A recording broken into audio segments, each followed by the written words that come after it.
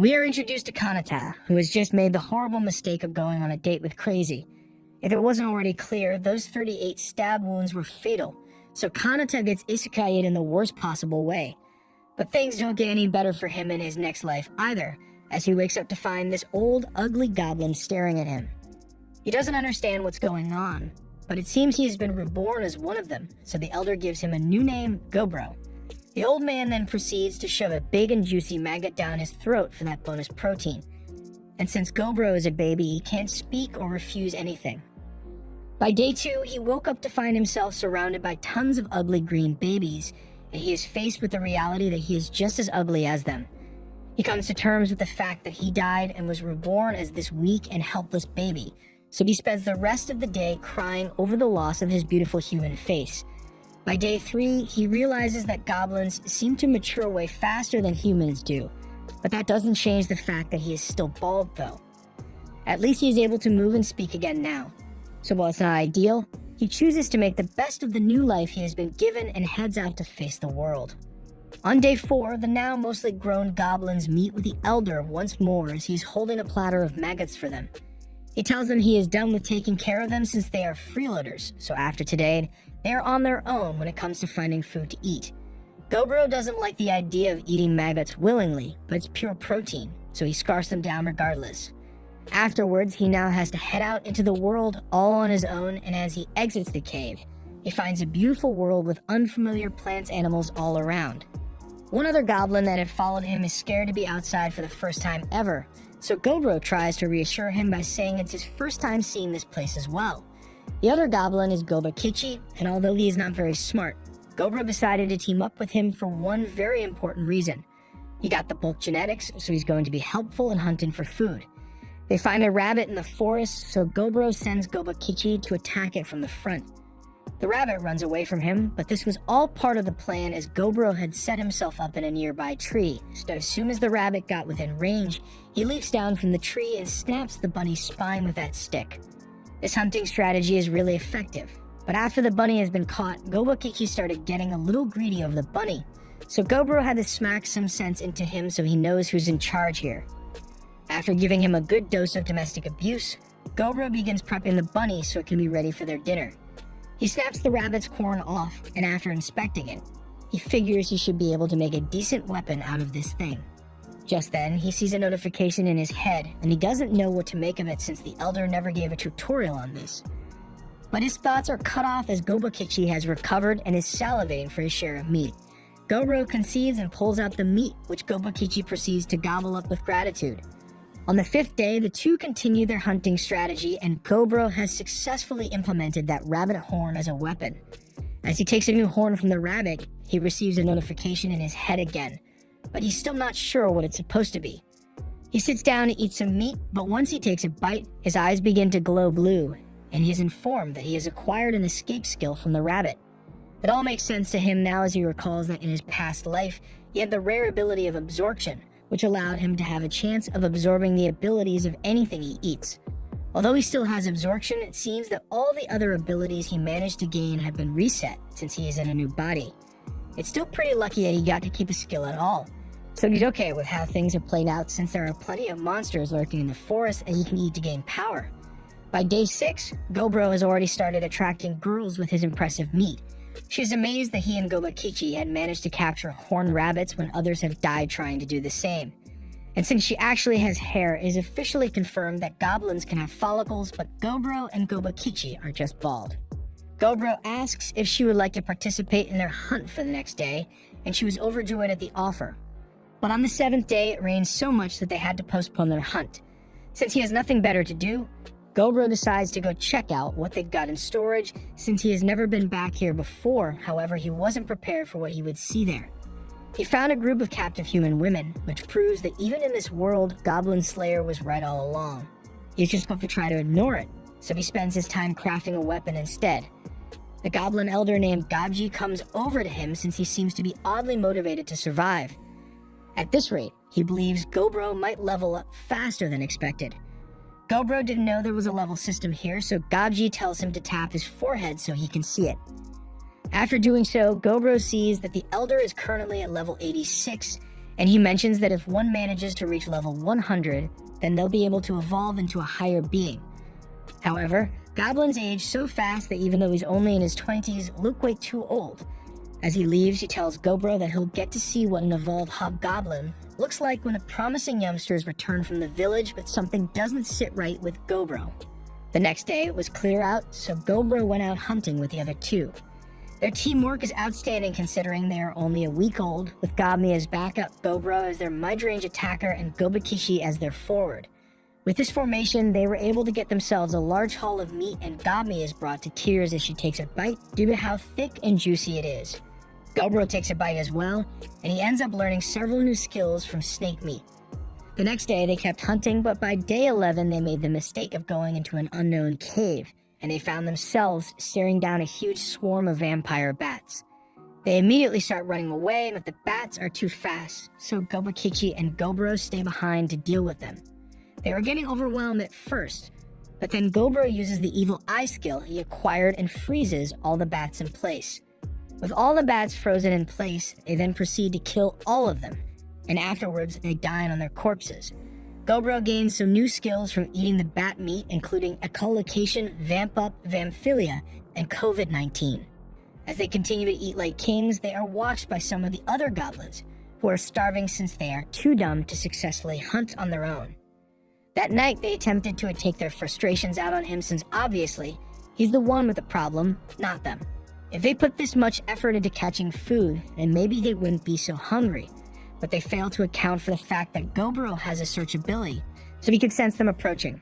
He counterattacked them, and although he didn't really intend to kill anyone, he miscalculated on the amount of his venom skill to use, so one of the attacking goblins ended up dead. He didn't seem to care though, as he still wanted to teach them a lesson for trying to assassinate him. However, Gobmi shows up, and after what she did to them for attacking her precious Gobro, even Gobro feels sorry for them. The next day, they head out to hunt again and are planning a coordinated jumping on this orc. It was just minding its own business when they throw a rock in its eye, and while it's blinded, Gobakichi rushes in. The orc knocks him back with its pickaxe, but immediately after, its fingers get smashed by another rock. They then proceed to claim its kneecaps by inverting the bend of its knees with a club. And to finish off, Gobro stabs it in the head several times. After the orc has been killed, they enjoy its meat, but since they got a lot left over, Gobro decides they should take it all back to the cave, since there is something he wants to do. Once they brought all the excess back, Gobro calls the attention of all the broke and starving goblins and tells them that they can eat as much as they want as meat. After some initial hesitation, one after the other, all the goblins drop to their knees and begin gobbling up Gobro's delicious meat. As he watches them, Gobro thinks about how he would never have helped people out like this in his past life, but maybe being reincarnated changed more than just his body. That night, after everyone has gone to sleep, Gobro is laying down and trying to do the same, but the notifications in his head won't stop playing. It says he has exceeded the level requirement, so he will be evolving into a hobgoblin soon. However, he wasn't paying attention to it since he was so sleepy. The next morning, something strange happens as Gobro wakes up and discovers that he now looks different. He is confused why his appearance seems to have changed again overnight, plus he looks a lot more similar to the way he did before he reincarnated. And more importantly, he is no longer bald. The same thing seems to have happened to Gobakichi as well and Gami, although she stayed the same. She was loving the new look on her friends. The elder comes over to see what all the commotion is about, and he is shocked to find that both Gobro and Gobakichi have managed to evolve when they were literally born 2 weeks ago. Gobakichi gets Gobro's attention and says he would like to test out how much stronger he has gotten. But hunting won't be enough to satisfy him, so he wants to have a fight with Gobro himself. Gobro is up for the challenge, so the two head out to begin their match. They both begin boxing out in the forest, and Gobakichi is definitely a whole lot stronger than he was before, but he still lacks the combat skills necessary to be able to take Gobro down in a fight, as Gobro is able to slip under a punch and sweep his legs out from under him. Gobakichi admits defeat and praises Gobro for being so strong, but Gobro gives him credit as well, since when it comes to power, Gobakichi is stronger than anyone else here. Just then, Gobro hears some wolf noises off in the distance, and he can tell that something bad is going to happen soon. He calls for Gami, who is hiding nearby, to spy on them, and tells her that she should go get the crossbow they had made earlier because they are going to be needing it soon. Wolves are chasing a bunch of rabbits down the hill, and once they have successfully killed their prey, they lock onto their next unsuspecting target. A probably innocent orc that was just minding his own business. The orc starts running for its life, but the wolves aren't about to let it get away so easily, so they start chasing it down until they eventually catch up and tear it to pieces. Gobro and Gobakiki watch this all go down, and they think the wolves will be the perfect opponent to test out how strong they have truly become since they evolved. Gobro signals to Gobmi to begin firing at the wolves with a crossbow, and once the leader is taken down, both Gobro and Gobakiki rush in to start smashing in the wolves. Without their leader, the wolves' teamwork was completely gone, so they were able to make quick work of them and slaughtered every single one. Afterwards, there was just the leader wolf left standing, but he too would eventually succumb to the wounds he sustained. After he collapsed, Gobro approached and opened his mouth to take a huge bite out of the wolf, allowing him to gain some extra skills, including one leadership skill. Gobro takes the rest of the dead wolves back to the cave and tells the other goblins that they are free to eat as much as they want, but from now on, he expects them to catch their own food. They don't have the confidence to accomplish something like that, so they all get down on their knees and beg Gobro to teach them how to hunt for themselves. He agrees to train them in the ways of hunting if they don't know how, and if they need weapons, he'll teach them how to make those as well. This gets everyone to like him a lot, so he is cemented in as the leader of the goblins. It may partially be because of his leadership skill, but that doesn't matter to him. He will work hard to lead his comrades, and he'll continue to eat and gain new skills as he goes, all for the sake of achieving his goal. Day 17. Gobro wakes Gobji up from his nap to inform him of an incident. All the human women whom they had locked in the basement realize that Goblin's slayer isn't coming to save them. So rather than spending the rest of their lives as breeding slaves, they offer themselves with poison, so Gobro and Gobji hold a memorial and burn the bodies. By day 23, Gobro had begun training all the goblins in the ways of not sucking at being a goblin. And while he was doing this, he also spent some time hunting and eating any and all monsters that would provide him with useful skills, so he has got quite the arsenal of skills at his disposal now. Just then, he notices several figures approaching from a distance. And while they may look like goblins, he's not the type to trust strangers blindly, so he draws his sword and prepares to cut them down. However, he is stopped by Gobji, who tells him that those goblins are the fathers of the current generation of goblins, and they're home with the milk. Gobji is happy with the haul of food the old goblins returned with, and they also happen to capture some more women to be used for breeding, so Gobji is rather glad about that as well. Goblin DNA is so strong that even if they mate with other species, it will still result in a goblin baby, and while Gobro can understand the instinct to reproduce, he still has to admit that this is really messed up and he needs to do something about it. He goes over to the biggest hobgoblin of the older generation and asks if he can be in charge of taking care of the women, but the old goblin gets angry because he wanted to take them for himself. Gobro isn't one to back down, so a fight was about to break out between the two, and both generations were ready to jump in to help at a moment's notice. But before the bloodbath began, it got broken up by two other goblins.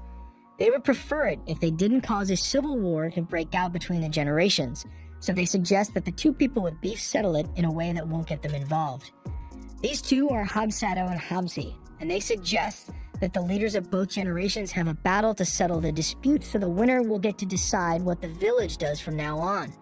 They also make a rule banning weapons, so that no one ends up dying, and the older goblin agrees to the term, not knowing he's about to get his ass beat.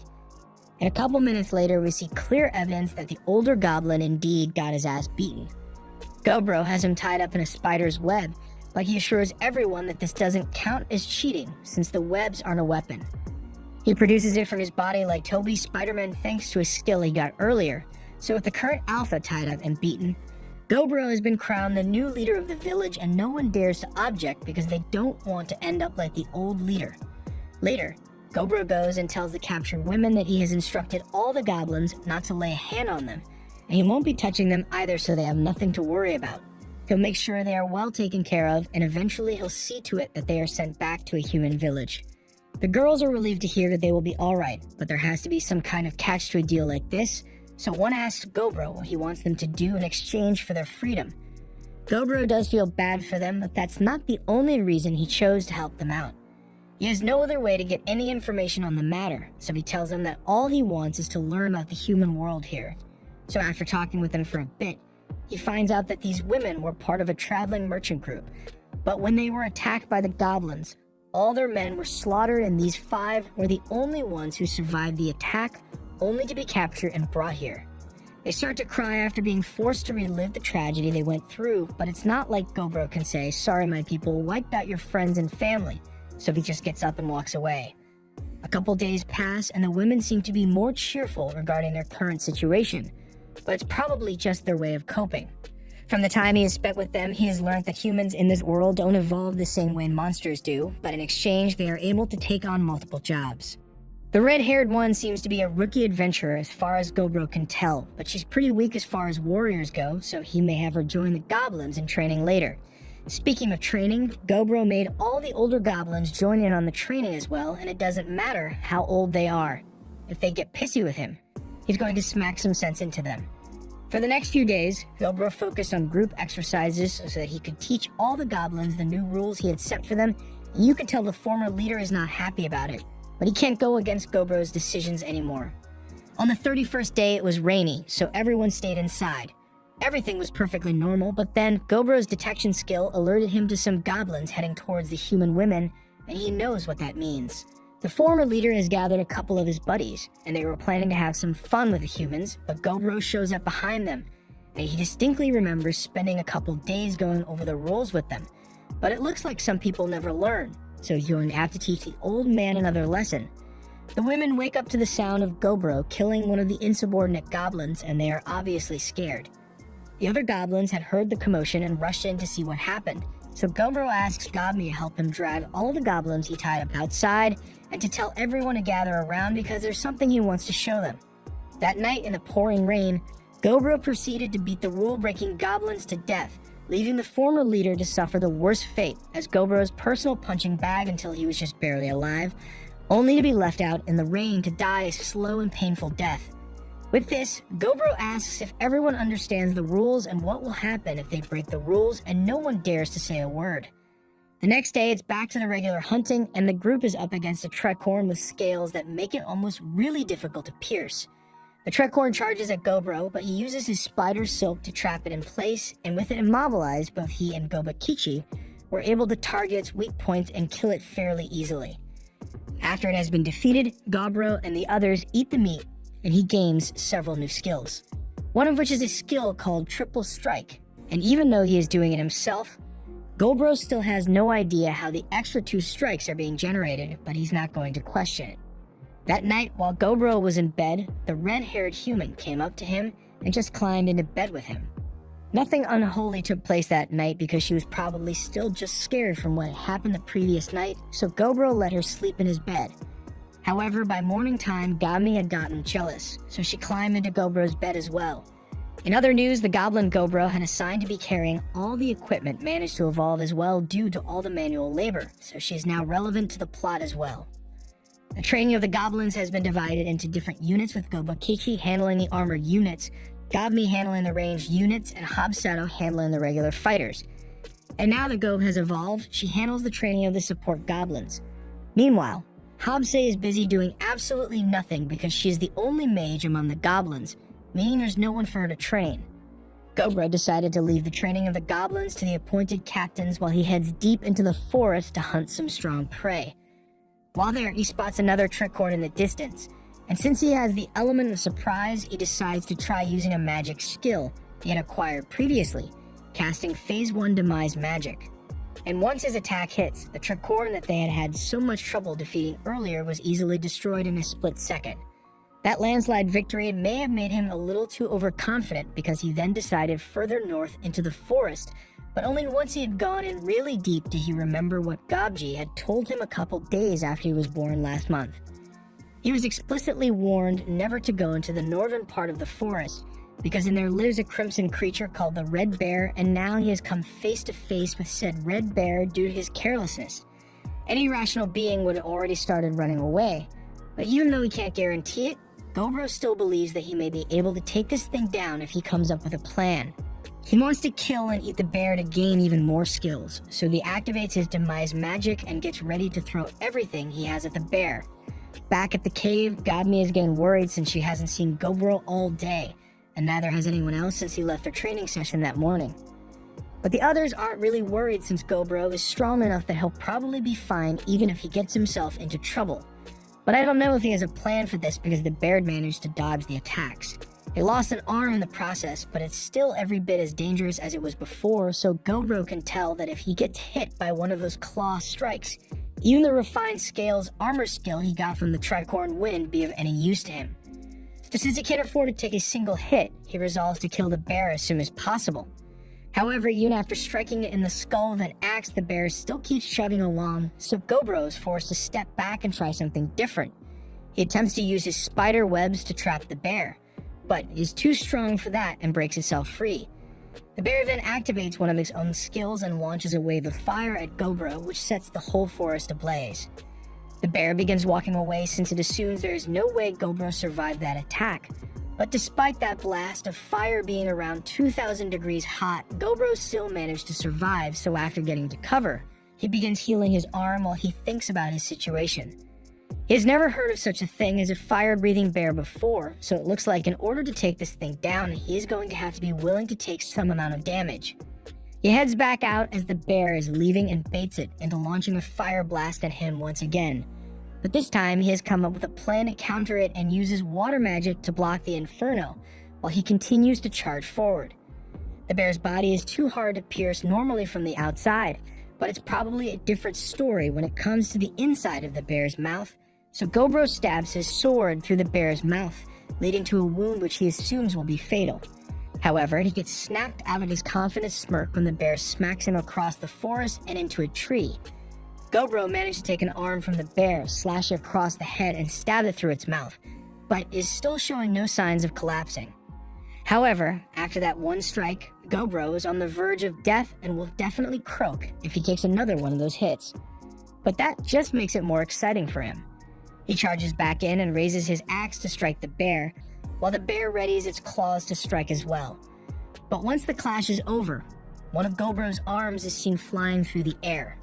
The bear had indeed managed to rip his arm off, but at the end of the day, Gobro was still alive, even if he is barely a step above passing out dead. He grabs the bear claw that is impaling him and takes a bite out of it, gaining 2 new abilities, but he succumbs to his wounds and passes out afterward. He then receives a notification that the level requirements have been reached, so he is allowed to evolve into a rare ogre class, which he immediately accepts. After some time, he wakes up and finds he has evolved yet again. His hand is regenerating. Thus, when he returns to the other goblins, they are all in shock by how he has become. Gabi scolds him for being away and making them worry. She tries to kick him, but our boy stands there and takes it like a man while Gabi drops to the floor screaming in pain. Since Gobro became an ogre, Gabi had been following him around non-stop, but before he addresses that, he wants to get himself a change of clothes.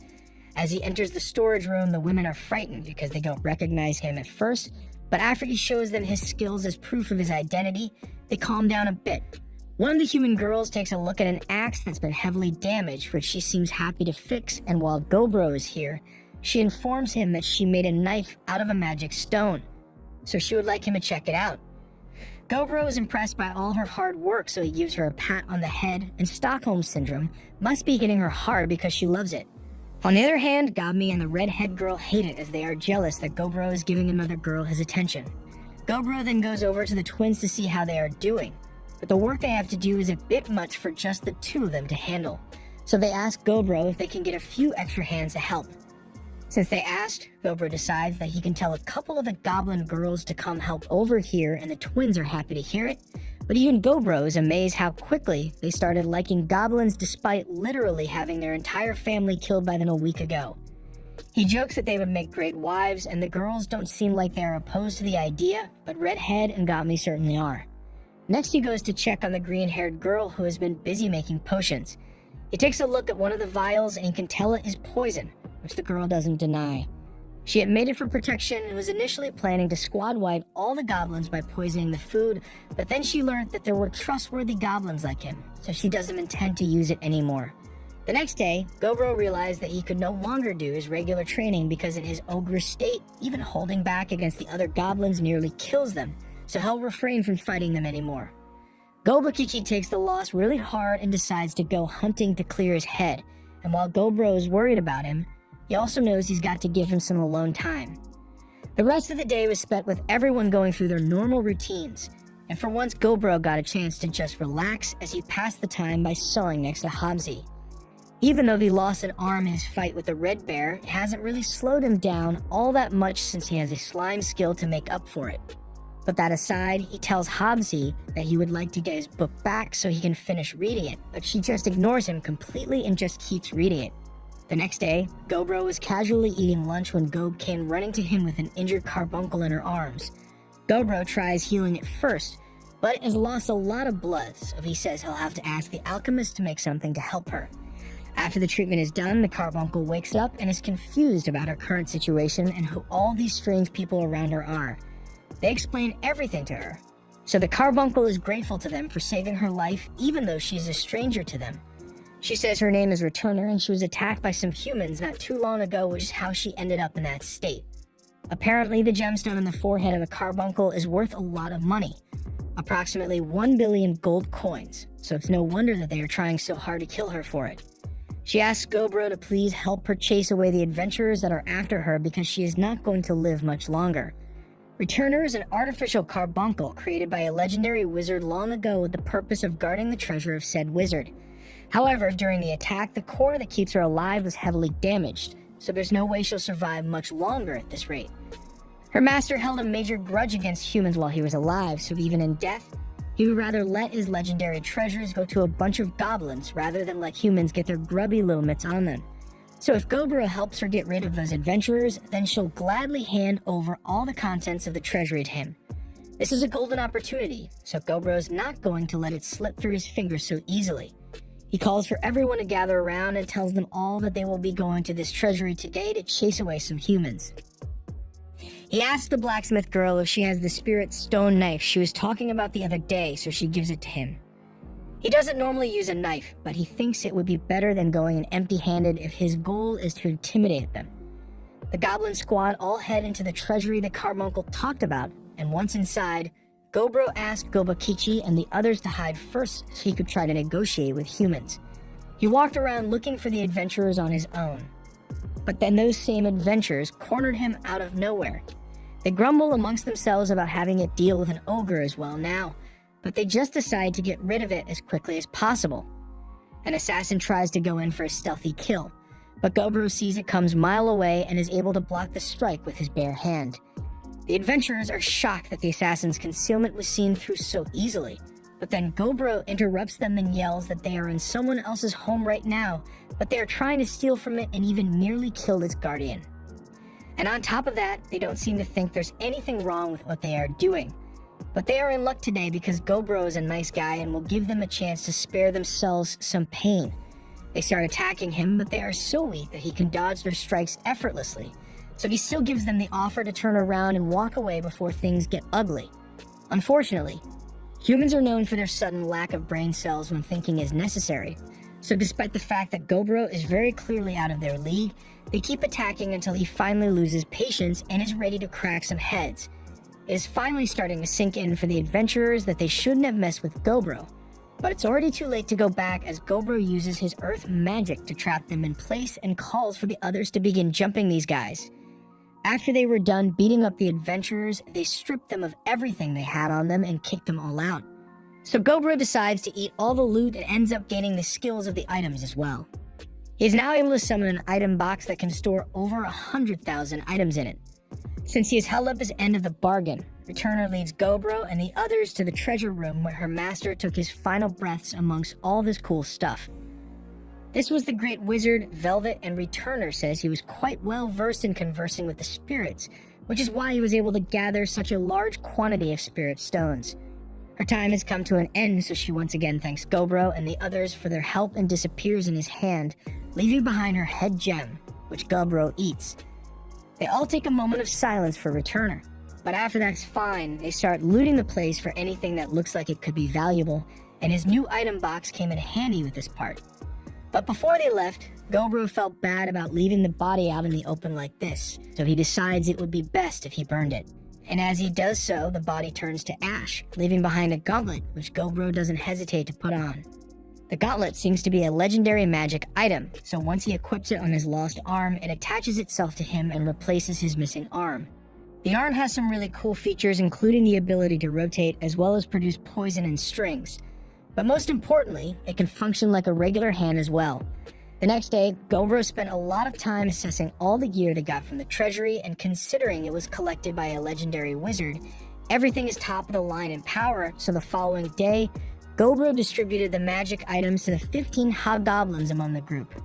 He kept this vermilion spear as well as a legendary magic bracelet for himself, so in total, he now has 3 legendary magic items all to himself. On day 40, Gobro decided to hold a series of battles to determine the ranks among the different hobgoblins. The day after that, Gobro headed out early in the morning to go hunt some prey he has never fought before. First was the golden spider, which he took out in one punch, and after eating its meat, he received another skill that allows him to create golden threads. As he continues walking through the forest, he ends up under a tree that's bathed in light, and this is kind of a problem for him since this is the home of a species called dryads. They prey on the men of intelligent races and seduce them into becoming a nutrient supply. Gobji had told Gobro about them, and he personally wants to go out while being sucked dry by a dryad. But Gobro would never go for something so lecherous. Or at least that's what he tells himself, because the second a dryad appears and starts getting up close and personal, Gobro nearly folds on the spot. He tries to think about this calmly, but then he remembers that he is still a virgin in this world, so all reason gets thrown out the window as Gobro activates his sacred skill, the Golden PP. The dryad is amazed by the length and girth of what she sees before her, and I can't get into detail, but a lot of stuff happened within the next 5 hours. And by the time they were done, the dryad was asking him to come back again soon for another round. Gobro then heads over to a nearby waterfall to wash himself off, but he was soon surrounded by a squad of lizardmen for no reason. So he killed them, along with everything else that tried to attack him. The next day, Gobro found out there were 2 goblins who had the ability to become mages, so he sent them to be trained under Habse. But he can't say he likes the look on her face when she thinks about getting to teach other goblins. In other news, all the girls in the cave are suddenly mad at Gobro, and he can't figure out why since none of them will tell him. He ends up going to the green-haired girl to ask for some advice since she seems to be the most level-headed person here. So she tells him that everyone is mad because they know he went to Pound Town recently. The dryad left some very recognizable marks on his body, so they are jealous that he didn't choose him first. The green-haired girl feels the same way as well, but rather than take the jealous, silent treatment approach, she chooses to be a little more proactive with her feelings. We've already seen that Gobro folds easier than a blanket in these kinds of situations, but Gobmi refuses to let it happen. At least not unless she gets to join in as well, and everyone else has the same thoughts. A lot more happened that day which required Gobro to put up a soundproof wall in his room, but he doesn't want to talk about it. The next morning, Gobro's detection skill alerts him to the approach of some enemies, and thanks to this skill improving, he is now able to identify the race and general strength of an opponent. He heads outside with Gobakichi and is confronted by a couple of elves who seem like they are going to be a real pain in the ass to deal with. They have a proposal to make, but the elves are being really high and mighty about it considering the proposal is them asking for help. The elf's territory is about to be attacked by humans who wish to steal their treasure, so he wants to have the goblins fight to help defend against the attack. And in exchange, they'll be provided compensation. Gobji immediately thinks this is a good idea to help them since the compensation amounts to a couple of months' worth of food for the whole village. But while that may be true, Gobro still refuses the request regardless. The elves are shocked he would turn down what they thought was an unbeatable deal like this, but Gobro couldn't care less about their situation. And while he normally wouldn't be opposed to helping them out, their pompous demeanor irks him, so he wants nothing to do with them. The elf is angered and nearly draws his sword on Gobro, but Gobro immediately uses Conqueror's Hockey and brings the elf leader to his knees with the immense pressure. After this, he grabs the elf leader's neck and tells him to call off the archers surrounding this place if he wishes to continue having a non-crushed neck, and he isn't bluffing either. One of the archers attempts to fire an arrow into Gobro's head, but he catches it with his teeth and bites until it shatters to pieces. Gobro was turning down their offer partially because he's not in the mood to fight humans, but if they threaten his goblin village as well, then he might reconsider teaming up with the elves. But with that said, he uses his legendary spear to make it clear that he could kill everyone here in a second if he wanted to, but he'll let them go today. All the elves make a hasty retreat back to their tribe, and Gobro is sure they won't return here for a while after a scare like that. Or at least he hopes so. The next day, while out hunting, Gobro comes across a gray slime, so he defeats it with some fire magic and picks up its core so he can munch on it. After eating the slime, Gobro unlocks the abilities of physical damage resistance, fluid regeneration, and auto-replication. Auto-replication is an ability that allows Gobro to create a copy of himself using any of his body fluids. He tests it out by using a drop of his blood, and after a few seconds, a mini Gobro is formed. He's able to share his senses with this miniature version of himself, so he comes up with the idea to have clothes made for all the women he cares about, but with his blood mixed into the lining so that it can act as a way to contact him if they are ever in trouble. The next day, Gobro had one of his blood children keeping a lookout for any suspicious behavior, and it just so happened to see the elves approaching once more, but this time it looks like the leader has brought a whole army with him this time. It seems like he didn't learn his lesson last time, so Gobro is done with mercy for now. As the elves approach the entrance of the cave, they are immediately immobilized by Gobro's roar, after which he steps out and uses his webs to tie all of them up. The prisoners are all brought inside, where Gobro gives the leader one last chance to make it out of this by asking him why he came back here. But the leader just keeps digging his grave deeper and declares that he will kill Gobro for wounding his pride. Some of the elf girls apologize for their leader's foolishness, since they try to talk him out of coming here, but he refused to listen to them at all. Since it's not entirely the troops' fault that their leader is an idiot, he decides that they will fight one-on-one mock battles against the goblins here, and all the elves that win their battles will be spared. Although the leader is going to be killed no matter what, long story short, of the 23 elf soldiers, only 6 were defeated, and Gobro may or may not have rigged the matches, so that all the male elves lost so that he would have the elf girls to himself, but that's besides the point. He eats all the elf men, gaining some extra skills from them, and now that that's done, he addresses the surviving elf women and tells them that they all need to surrender their weapons and magic items because they are being held as prisoners now. The elf girls are shocked because they thought they would be set free if they won their mock battles, but Gobro isn't so kind as to forgive people who came here with the intent of killing him.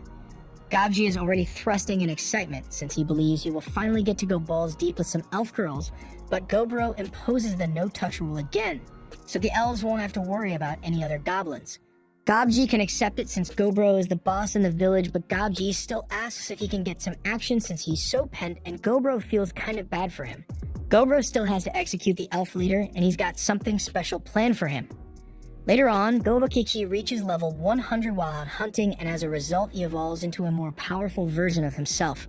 The rest of the goblins are in awe of his new physique, especially Gobro, who is glad he has someone on his level once more. Gobokichi has become a special variant as well, and his iron-hard crimson skin is a result of blessings from the demigod of flame and war. So he's become really tough, and the first thing he wants to do now that he has evolved is spar with Gobro, to which Gobro is more than happy to take him up on that offer.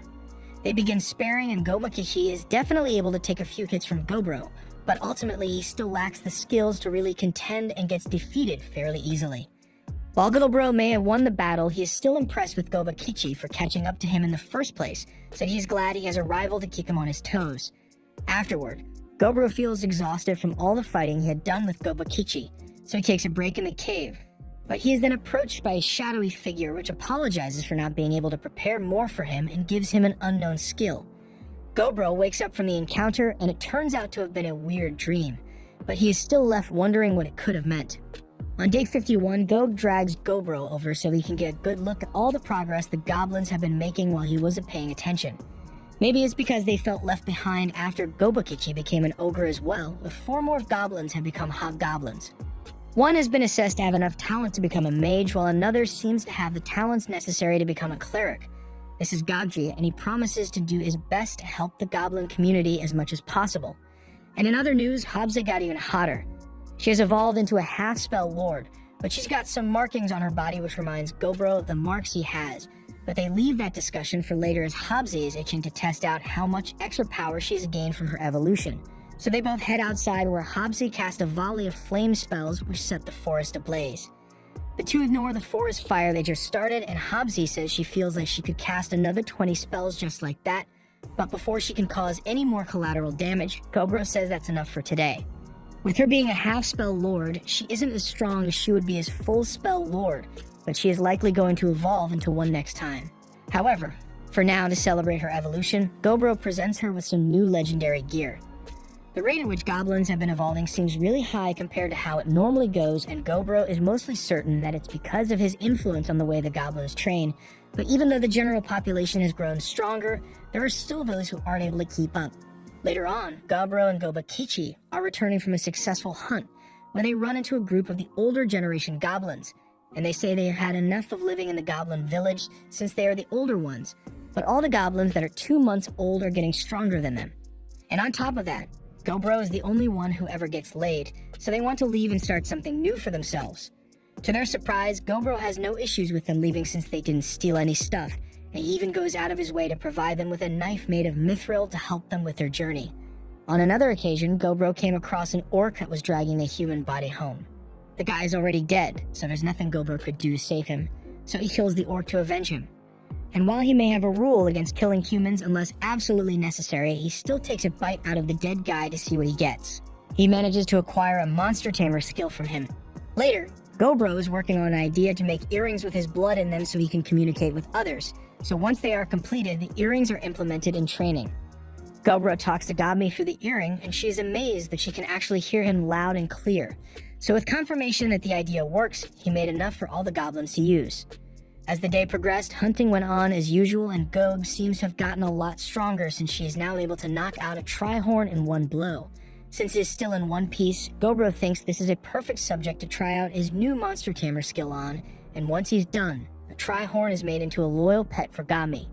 Gobro goes on to tame a lot more animals over the course of that day. On the 59th day, Gobro sets things up so that the red-haired girl can train by fighting kobolds one-on-one. She sits down for a break with Gobro, and as he is eating, she asks if she can have a bit of his meat.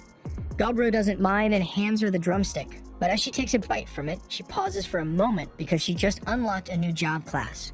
Her job is called Nor Soldat, and it gives her boosts that allow her to move like this, with the only caveat being that she needs to eat monster meat occasionally or she will die. That night, Gobro is woken up when his detection skill alerts him to dozens of kobolds heading this way. They're being chased by something, but he can't tell what it is, so for now, he has all the goblins ready to defend against whatever threat may be coming and tells them to leave the kobolds alone since they are the victims in this case. As the kobolds run past them, it is revealed that they were being chased by magically animated skeletons, so Gobro ordered Gobmi and her team to open fire. They do as instructed, but the arrows have no effect on the skeletons, and at this rate, they are going to end up getting overrun. There is clearly something creating these skeletons, so they'll need to take it out if they want this to end, but for now, Gobro tells everyone to drop their weapons and throw hands because smashing the skeletons is the only way to slow them down. Smashing the skeleton works, but they can't keep this up forever if the skeletons don't stop coming, and this is where Gobro comes in because he is going after the one creating the skeletons. He dashes for the entrance while ripping through the skeleton horde in front of him, so after only 7 seconds, he finally gets to the greater skeleton that is summoning the rest of the skeletons and punches a hole through it. Once the main skeleton has been defeated, Gobro takes a bite out of its head, which gives him a bunch of new undead skills, and as he returns to the cave, he is greeted by all the kobolds who have now started referring to him as their lord. The kobolds were out mining when they accidentally dug into Velvet's treasury and set off its guardian, a greater skeleton. So the only thing they could think of to survive was to run for the cave of the terrifying ogre they've been trying to avoid. Their story makes sense to Gobro, but he reminds them that he's been killing a lot of their kind for a while now. So are they really sure they still want him as their lord? But the kobolds are fully aware and want to serve him regardless. At this point, Gobro has gathered humans, elves, and kobolds, so while he didn't intend for it at first, he admits that things have gotten pretty interesting around here.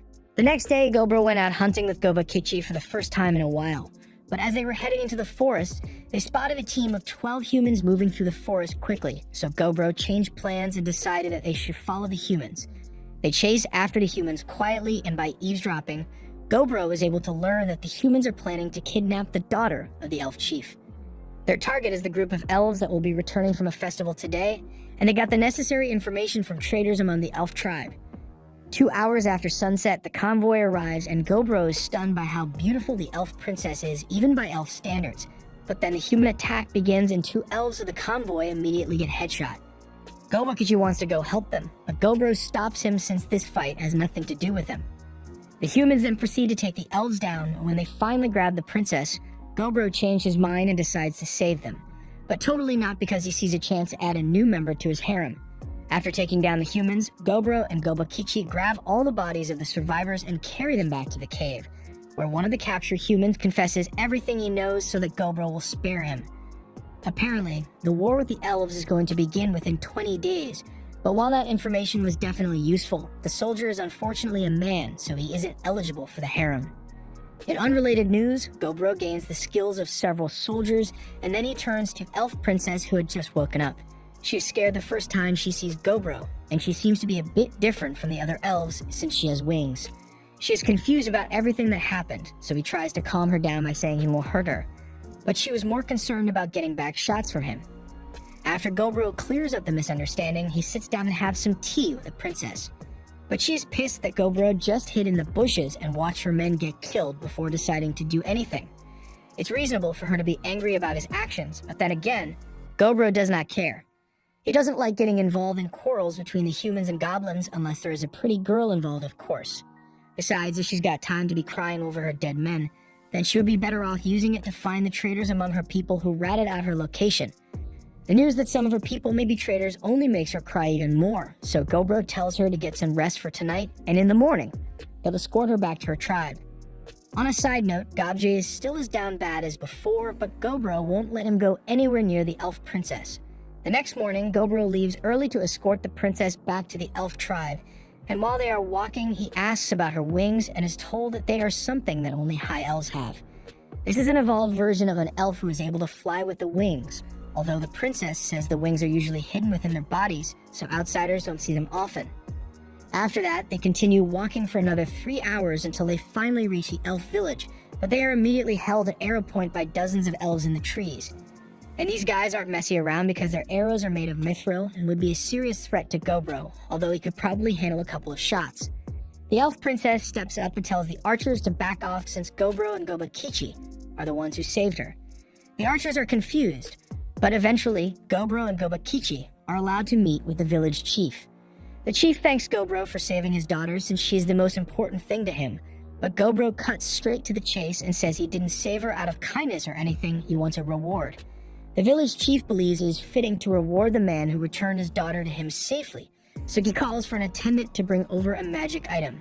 The item is called Failna, and it is an heirloom of the elf family, so the princess asks if he is sure he really wants to give that up, but he believes it is decent compensation for the service Gobro has done him. Gobro is glad to see that the elf chief isn't a cheapskate when it comes to things that matter, so he tells the chief that he has some information that may be useful regarding the upcoming war with the humans. Upon hearing this, the chief realizes that this may be a mutually beneficial relationship he is going with Gobro, and as additional compensation, Gobro is given some mithril materials, some weapons, and 2 shovels, which probably do something special. After the deal was made, the chief says he has something he wants to ask Gobro about. It has been a long time since the elite troop of elves went out, and he hasn't heard back from them, so he was wondering if Gobro knew anything about that. Gobro knows who the chief is referring to, but since he already killed and eaten most of the team, he nervously laughs while denying any involvement with them. The chief has no reason to believe Gobro is lying, so he accepts what he says, but before they leave, he gives Gobro an extra gift. Several barrels of alcohol, and that was all Gobro needed to be willing to help them out if they are ever in trouble again. Back at the cave, Gobro is really enjoying the alcohol, so he intends to do everything in his power to stay on friendly terms with the elves. And the others are glad to see that he is happy, but Gabi feels something off about herself today.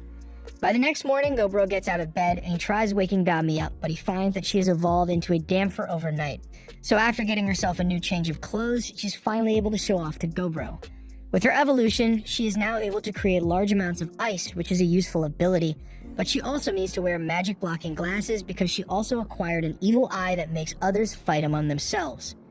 In other news, Go became a half-Earth lord with abilities that allow her to manipulate Earth, spot weaknesses in Bedrock, and play Minecraft without a pickaxe. Hobsetto has also evolved, but in her case, she's become a half-blood lord, and as such, she is able to control blood and use it as a weapon. But Gobro is still a bit curious about how all the evolved hobgoblins have the same kinds of marks on their bodies that he does. And they all say they feel their power emanating from that spot, so Gobro wants to look into this further when he gets the chance. With all the new evolutions that have been happening, Gabji decides to rename them, so now Hobsetto will be known as Bloodsetto, Gami as Dami, Gob as Earth, and Hobsi as Spelsy. He also renames Gobakichi as Agrakichi and Gobro as Ogro. He doesn't really like the new name, but all that matters is that everyone knows who's who, so he leaves it at that. With the new evolutions, the chart of the most powerful races in the cave has been updated, and Dami is at the top of the list right now. Once the war with the humans begins, the elves will turn to Ogro for help, and when that time comes, having more subordinates at his disposal will allow him to engage in more tactical operations. With that being the case, he began to distribute more of his communication earrings among the different species, but when it came to the elves, they were unwilling to put anything on unless Ogro put something in. So for the rest of that night, the soundproof room was put to good use. With everyone now on board with the training, the size of the daily training group has grown rather large, so Ogro came up with an idea to have them all fighting in controlled matches with an undead he creates, so they all can gain some experience. The skeleton he summons has dark bones and heavy armor, which indicates that it is powerful based on the equipment it spawns with. All the elves end up losing to the skeleton in battle. The undead were useful as training dummies, but the fact that they burn up as soon as they are exposed to sunlight really doesn't leave many options on how to use them during the day. For now, Ogro is focusing his efforts on training the elves and kobolds to improve their skills, especially the kobolds, since they are currently pretty low on the power scaling board, so if they don't get their act together, it's going to be hard for them to keep up. The next day, he has the kobolds practice group hunting, and honestly, they did a lot better than he expected them to because they managed to catch 20 wolves in one session, so they were able to tame them with his skill. After returning to the cave, Ogro was pleasantly surprised to find that his axe that was damaged in the fight against the Red Bear has been upgraded. The entire thing has been modified with all kinds of mithril alloys and spirit stones, so Ogro is really impressed with her work. He asks where she learned how to make stuff like this, so she explains that she recently ranked up to an elemental smith, and for her achievement, she wants a special reward from Ogro. The next day, they were meant to go out for some additional training, but Agrakichi has something important he wants to discuss with Ogro. He asks Ogro to swear not to laugh at him, but he has always had a crush on Earthy, and now that she's become an Earth Lord, that voluptuous body is making him feel some type of way. However, he has no idea how to talk to her, so he really needs Ogro's help with this one, and Ogro feels like his time has finally come to be a big brother. Ogro teaches Agrakichi everything there is to know about getting the girl, but he's got to do it tonight. There's no point in leaving it for later, and if he ends up getting rejected anyway, the worst she can say is no. He tells Agrakichi to let him know how it goes with Earthy, and after Agrakichi confesses to her, long story short, he gets laid. The next morning, Agrakichi is fighting with Ogro again, and today he's feeling a lot lighter than before and is much happier, all thanks to Ogro's advice. After training as usual, they head out to begin hunting, and today there are a bunch of new insect monsters that Ogro had never seen before, so he wanted to gather as many as possible to help make some armor plating. He also eats some as well, and is able to acquire the skill of exoskeleton. So he tries it out, and his body is immediately covered in really tough armor. It holds up well against strikes, and it repairs minor damage quickly as well, so it would be really useful in battle, but he doesn't like how obvious it looks, so he takes it off. Unfortunately, it looks like the armor was created using his clothes, so that jacket is just gone now. But this also teaches Ogro that he is able to register and recall forms that may be useful to him. So after getting some new pants, he creates an aerial form using some beetle skills he had acquired, and with it, he is now able to fly, although it's going to take some practice before he is really good at it. The following day, it rained, so no one could go out at all. However, that didn't stop the redhead from asking Ogro to train with her. He used to think of her as a cute puppy, but now she's more like a Doberman with how powerful she has become. After training, Ogro headed over to the blacksmith to see how things are going on her end, and lately she's been working with the elves to develop more interesting weapons with mithril. For example, she developed a new rapid-fire crossbow, and Ogro is really impressed with the work she has put in. After that, he went to go check on the chef sisters, and their skills have improved as well, so Ogro attempts to get them to recreate some foods from his past life like potato chips, and the sisters are more than happy to try anything he suggests.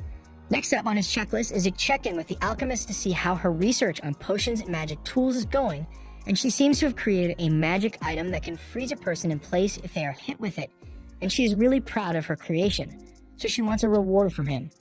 However, the other girls catch wind of this reward, so Ogro has to spend the entire night with them. The next day, Ogro gets called because there are some strange elves at the entrance to the cave, so he heads out and meets this elf who asks to have a chat with him. He's here to ask for Obro's assistance because the human army is advancing into the forest, and since he is being much nicer than the last guy, and the compensation is bound to be worthwhile, so Obro accepts the request. Later, he gathers all the strongest forces he has at his disposal and tells them that from this day forward, they are now a mercenary group, and they shall be called the Parabellum Mercenary Company, so it is time for them to head out on their first job. This was the end of episode 5. Thanks for watching. Subscribe to not miss the next part.